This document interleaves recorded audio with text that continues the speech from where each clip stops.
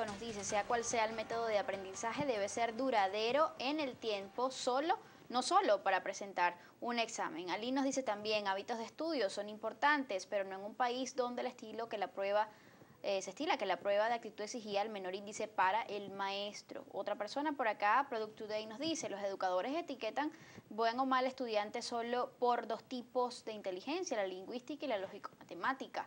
Y culminamos con este comentario que nos hace por acá Irene Espósito y nos pregunta, soluciones, aprendizaje, ¿cómo motivo a mi hija de 8 años, muy exitosa en el fútbol, pero poco motivada en los estudios? Algo quizás muy frecuente. Una recomendación para ella breve.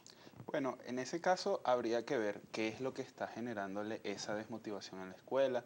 Habría que rechequear si es algo de la dinámica familiar, si a lo mejor llega muy cansada y estoy colocándole a estudios en los momentos después del deporte, lo que comentábamos antes del corte, pues en qué momento yo estoy dándole la oportunidad a que ella se enfrente al estudio.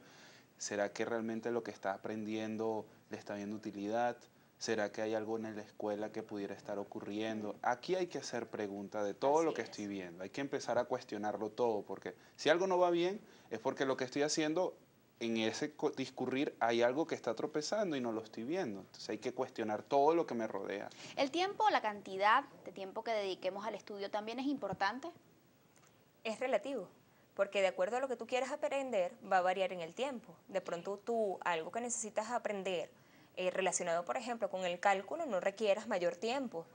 De pronto algo que necesites, que tenga que ver con nomenclatura, que tenga que ver, requieres un tiempo mayor, un ejercicio, un hábito que tenga que ver con la escritura, con la repetición, que hay gente que aprende a través de la repetición escrita, hay gente que requiere, por ejemplo, grabar su voz y luego escucharse, que esas son herramientas para consolidar los estudios. ¿Cuán importante es el descanso y la recreación, sobre todo para los niños, para que puedan también asimilar esto que estudian en estas horas que le dedican al día? Mira, ahí yo quiero apuntar algo muy, muy valioso, sobre todo cuando hablabas del tiempo y esto del descanso.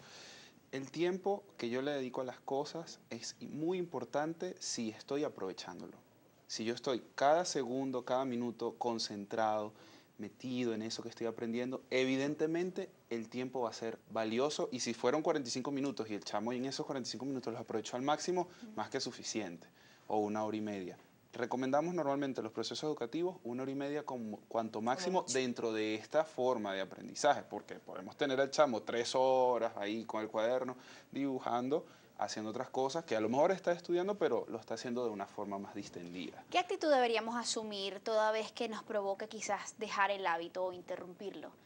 En ese sentido, yo recomiendo que haya un descanso. Sobre todo uno lo puede hacer en las vacaciones, que uno agarre, lo suelte un poco y lo vuelva a retomar previamente antes de empezar las rutinas como tal. Una semana antes, por ejemplo, yo recomiendo a los papás, antes de empezar la rutina de escolar, acostar ya a los chamos una semana y media antes, más temprano, levantarlos más temprano.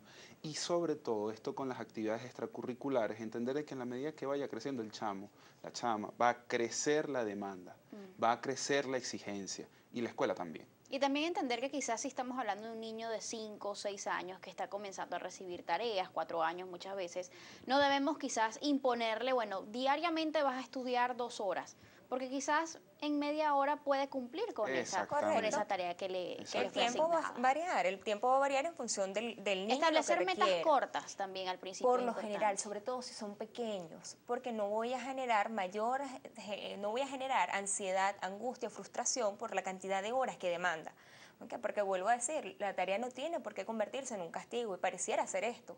Entonces, fíjate que como dinámica hay papás que de pronto le dan a los niños la tabla de multiplicar en una hoja y ponen a sus niños y les dicen 3 horas y de ahí no te paras hasta que termines de aprendértela.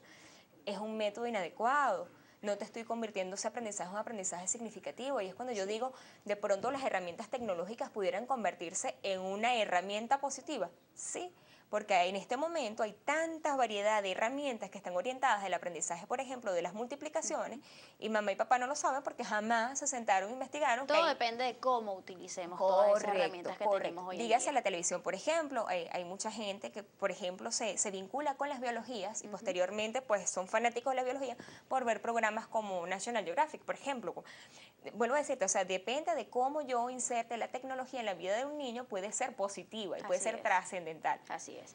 Se nos acabó el tiempo, lamentablemente. Este programa estuvo sumamente enriquecedor, muy interesante. Además, ustedes pudieron aportar muchísima información válida y que de verdad es fundamental para que todos aquellos padres que aún no lo han hecho, pues se adentren en esto de crear hábitos de estudios en sus hijos para poder hacer de ellos el día de mañana no solamente algo mejor, sino alguien mejor, una persona con pleno conocimiento de todo lo que ha, digamos, estudiado a lo largo de su vida. Gracias por habernos acompañado. Gracias también a ustedes, amigos, por haber estado allí.